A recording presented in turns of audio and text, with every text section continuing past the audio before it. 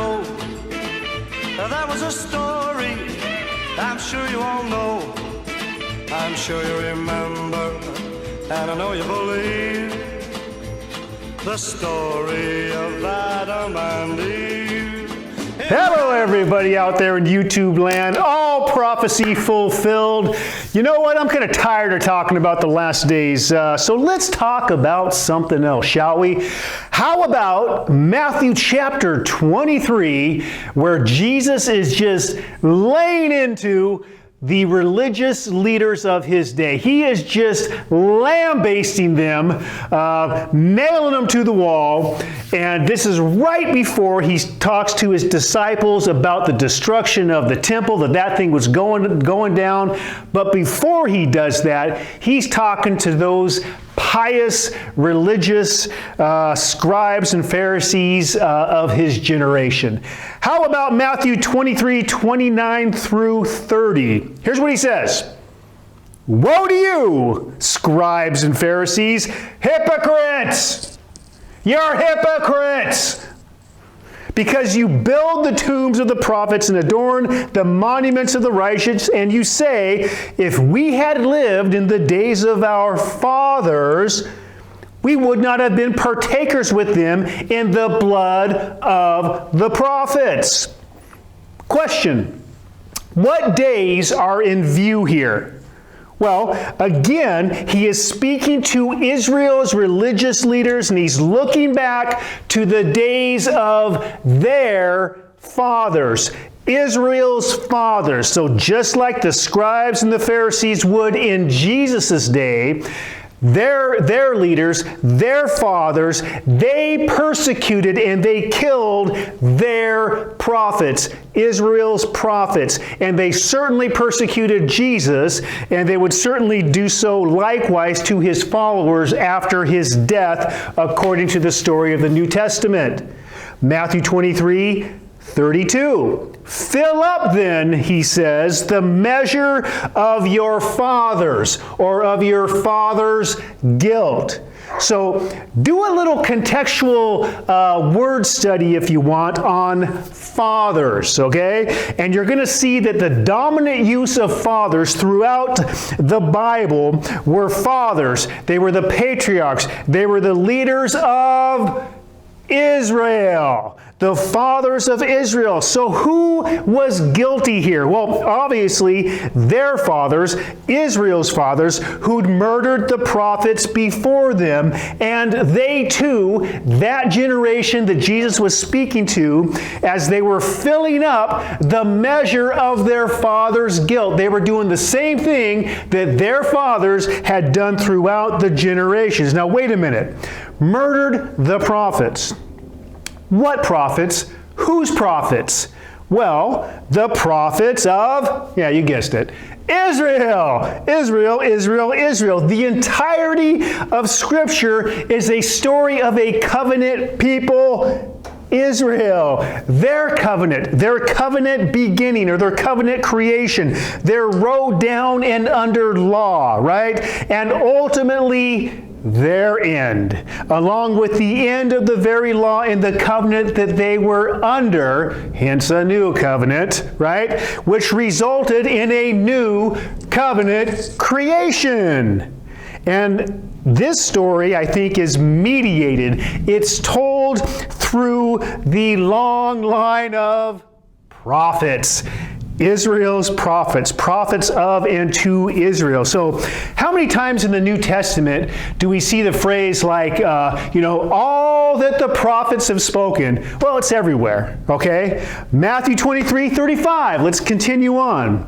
That on you may come all the righteous blood shed on the earth, from the blood of righteous Abel, remember that, Abel, from the blood of righteous Abel to the blood of Zechariah, son of Berechiah, whom you murdered between the temple and the altar. So who's the you here? Jesus says you. That is Jesus' immediate audience, the religious leaders of that generation of Israel. They were the final, they were the last perverse and crooked generation of Israel that was long prophesied to come to her end, to their latter end. Deuteronomy chapter 32. Alrighty then, so let me ask you 6 questions. Are you ready? Here we go. Number 1, according to Jesus then, when or who did the killing of Israel's prophets begin with? Who was the very first prophet to be murdered? Abel. Well, there you go. There's Abel again. Number 2, what does this make Abel?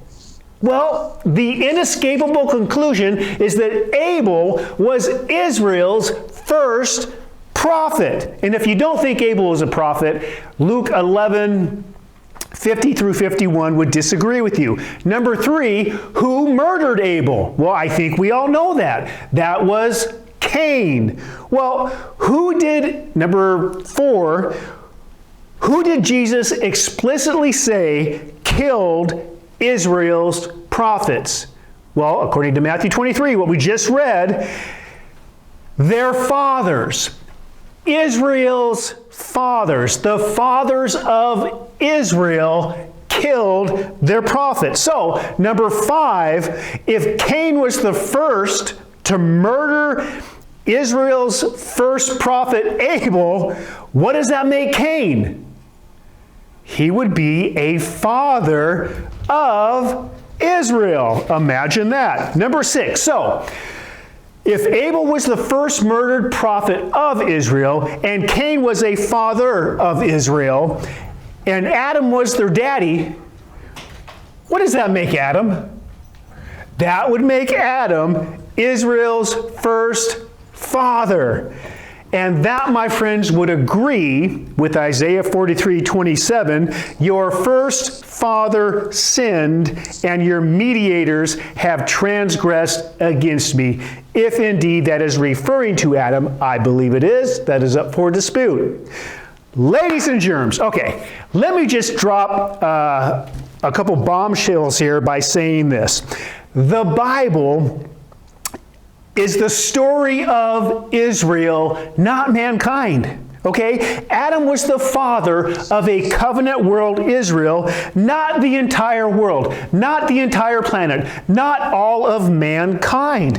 And I know this comes as a shocker for many of you, but if Adam was the father of all humanity, then why was only Israel held responsible for all the blood of Israel's prophets that began with Abel? There's that Abel guy again.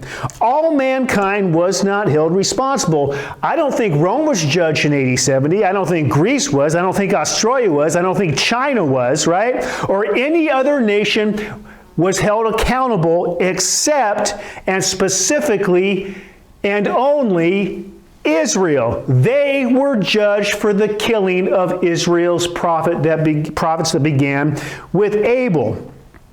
Okay, so Jesus said that all the blood of Abel to the blood of Zacharias would be required of Israel in that generation, AD 70, okay? And that makes no sense if Israel didn't begin with Adam. We have to employ some logic here. That's a reasonable thing to conclude. I think it's the inescapable conclusion. And why was Israel judged for killing Abel? Only because Abel was a prophet of Israel, just like all the prophets. See, that's what the entirety of the Old Testament is really about. It's Yahweh sending His prophets to His people Israel, His chosen people. And time again, what did Israel do? Well, they persecuted and they killed their prophets. It's all over the Old Testament, right? And where does that story begin? Well, it begins in Genesis with Adam and the subsequent persecution and the killing of Abel by his brother Cain. Actually, you know what? Go check out my Last Day series number 40 because I talk about Genesis chapter 4, Cain and Abel painting a picture of Israel in her last days. But in any case, folks, I know what you're thinking. Here's what you're thinking. Israel didn't even exist for like 2,500 years or something after Adam, right? The nation of Israel began in earnest really with Moses and the Exodus and the giving of the law at Sinai and all that. Or you could say at the very earliest, Israel began like with Abraham, Isaac, then you got Jacob, who really became Israel, and he produced the 12 tribes, which became Israel. Look, and I know, according to the story, you would be correct on that. If we follow the literal chronology of the story, that would be correct. But we ought not be deceived and blinded by our overly literal and Western way of interpreting an ancient and Eastern-minded text, something we may not be as familiar with as we think we are. You see, contrary to what I think most of us have been told and taught, the Bible, it's not a history book.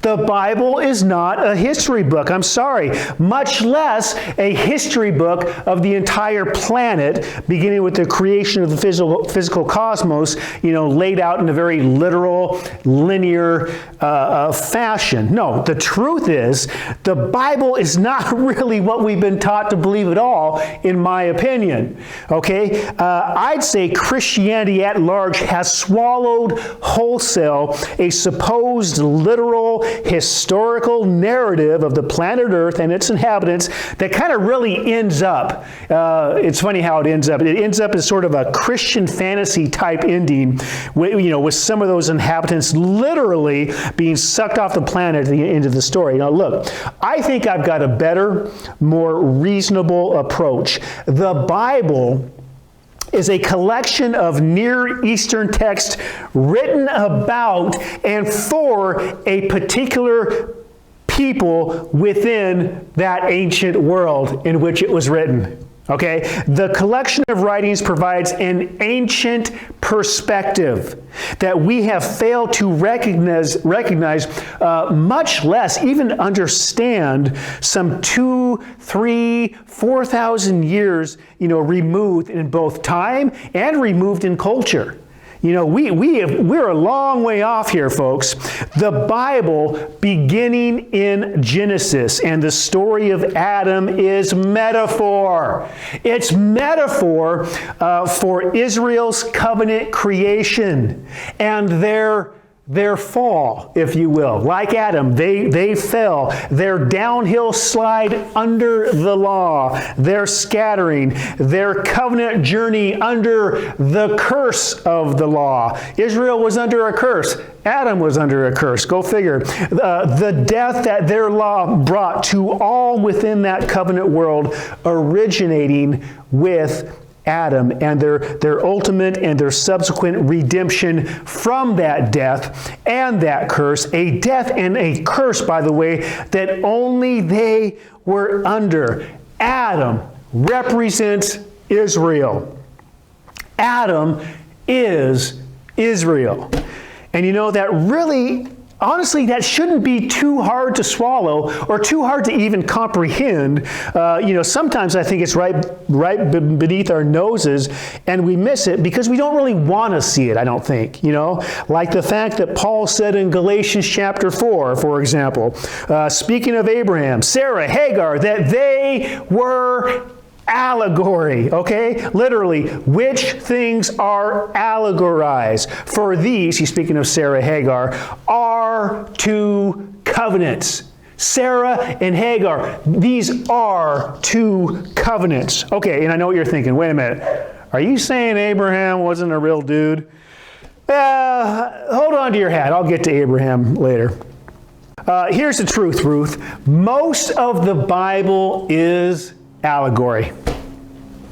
Now look, that doesn't mean that there's not history or there's not historical facts within it. Ain't saying that. But the basic literary genre of the Hebrew Scriptures is myth. It's mythological. Now let me be clear. Myth does not mean false. That doesn't equate to being false. Myth doesn't mean that it's not true. It's not the same thing. You have to understand what myth is, okay? Now look, I understand that that's how most use it today, and it really is myth. The definition really has kind of morphed into that more or less. When people say myth, you say it's an untrue story. That's not really what myth was, okay? But the opposite of myth is not false. Myth is a genre largely unfamiliar to us today. Well, we think it is, but we have superheroes. We have Superman, we have Batman, we have superheroes, right? We get all that. But the Bible is a metaphorical book. It's a story filled with stories, filled with allegory, filled with symbols, filled with figurative language, used to paint pictures by the prophets and reveal literal truths about literal things, such as a people's history, a people's creation, okay? But the ancients, they didn't tell their stories, tell their histories like we tend to, like through a high school textbook filled with straightforward facts and numbers and all that. No.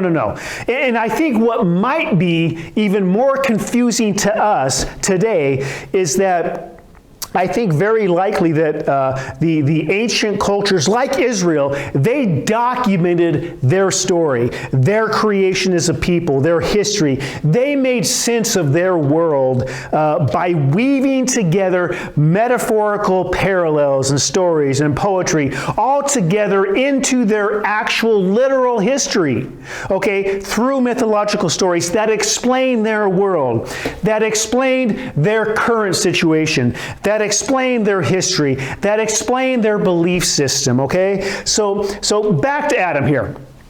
How can Adam have been Israel's first father? Well, I think it's pretty easy, really, if we simply allow and we understand what type of literature the Bible is, in fact, that we're reading. It really shouldn't come as a surprise that Adam was Israel's mythical first father.